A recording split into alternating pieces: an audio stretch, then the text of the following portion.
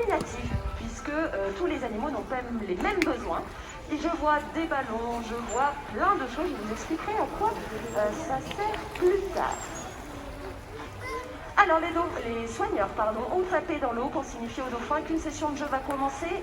Il faut savoir qu'on change tout le temps les groupes de dauphins, donc les animaux ne savent jamais avec qui ils seront, autant en dauphin qu'en soigneur. Alors regardons, je vois encore quelques dauphins qui cherchent leur soigneur. Nous allons pouvoir commencer bientôt les présentations.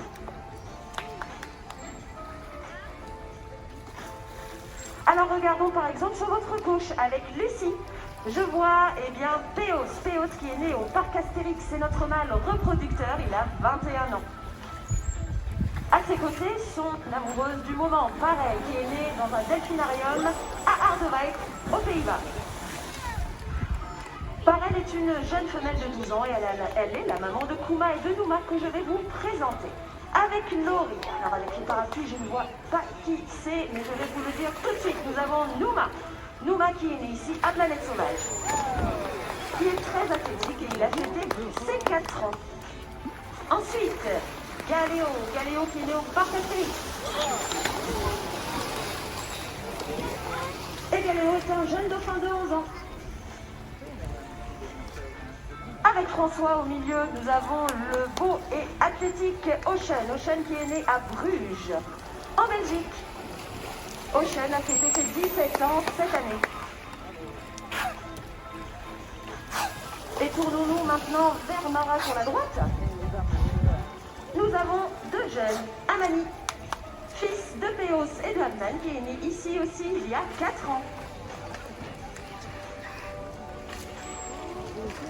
À ses côtés, notre plus jeune dauphin qui se teste encore, vous avez pu voir, eh bien il s'agit de Kuma qui va bientôt fêter ses 1 an et demi, qui commence tout juste à apprendre de nouvelles choses. Alors, il nous manque quelques individus, je crois voir Lucille qui tourne le dos du coup. Lucille, notre doyenne, qui est née aux États-Unis et qui a fêté ses 31 ans cette année. Il y a aussi Parnell, je crois que je ne l'ai pas vu. Ah oui, c'est en marche arrière, c'est vrai. Voici Lucille, notre doyenne, mais non moins dynamique, femelle.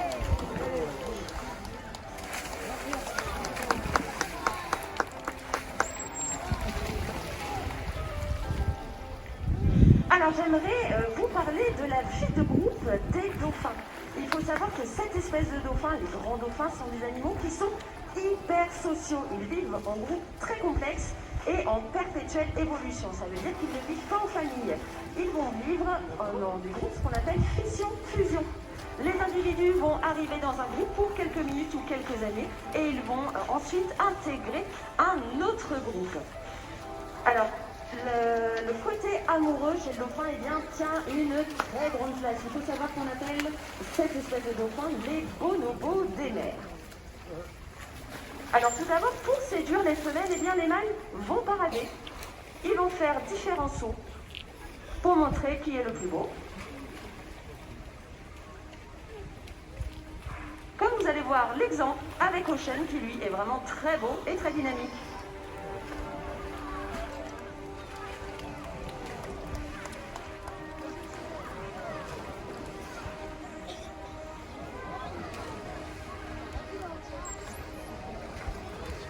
Alors, si les mâles n'arrivent pas à se décider entre eux qui aura droit à la reproduction, cela peut déboucher sur quelques bagarres. Et les dauphins vont se bagarrer notamment avec un mais aussi avec le rosse, en se donnant des coups de rosse ou encore des coups de dents. C'est d'ailleurs pour ça que vous pouvez voir des traces, des marques plus grises ou plus claires sur la peau de nos dauphins. Alors ils vont se faire ces marques avec les dents, comme je vous l'ai dit, soit pour se bagarrer pour voir qui sera le reproducteur, soit tout simplement en jouant entre eux, ou encore lorsque la maman va éduquer son petit.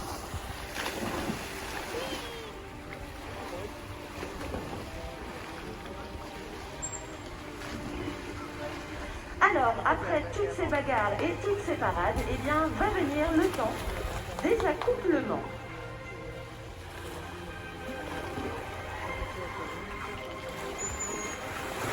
Regardez sur votre gauche, eh bien, il y a un accouplement à 3.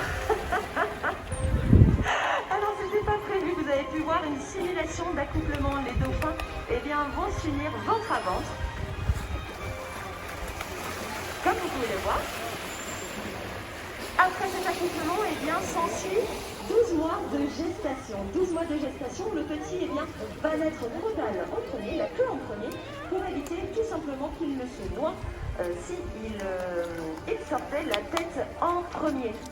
Alors, eh bien, les premiers instants de la vie du petit dauphin, ça va être de coller la maman, mais aussi, eh bien, d'imiter ce qu'elle fait. Ils vont vraiment, les dauphins, avoir une capacité de synchronisation.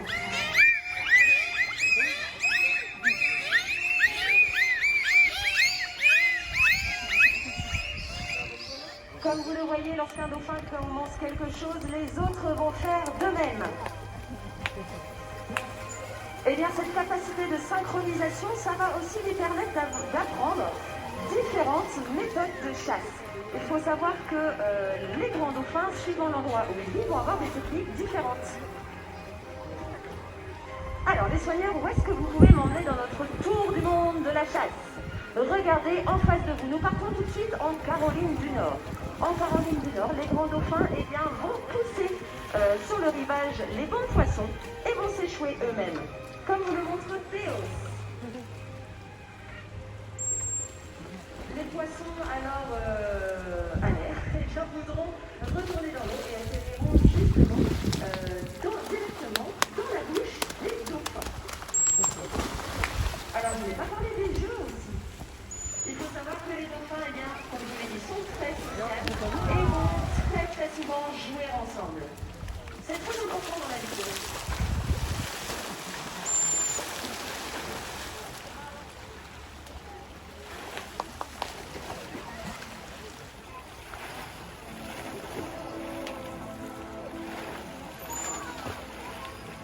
Alors, vous avez pu voir que j'ai la chance, lorsque je vous donne des informations, que les dauphins les illustrent parfaitement. Peut-être est-ce que vous vous demandez comment nous apprenons tout ça aux animaux? Eh bien, c'est très facile, dirons-nous. On va utiliser ce qu'on appelle le conditionnement opérant. Ce qu'il faut retenir, c'est que tout comportement qui sera immédiatement suivi de sensations agréables, eh bien, sera plus souvent répété. Alors, je vais vous demander, est-ce que vous avez pu voir différentes sensations agréables pour remercier les dauphins? Dites-moi.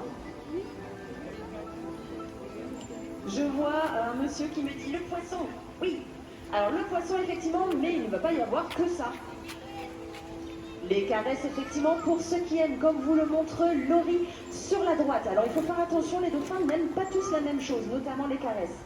Il y en a qui seront friands et d'autres, justement, ça sera négatif pour eux.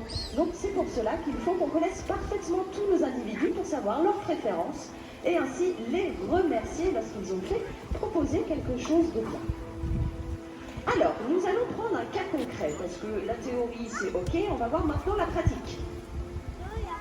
Et je crois que nous allons regarder Laurie sur votre droite. Alors, nous avons pris un comportement qui s'appelle le nage.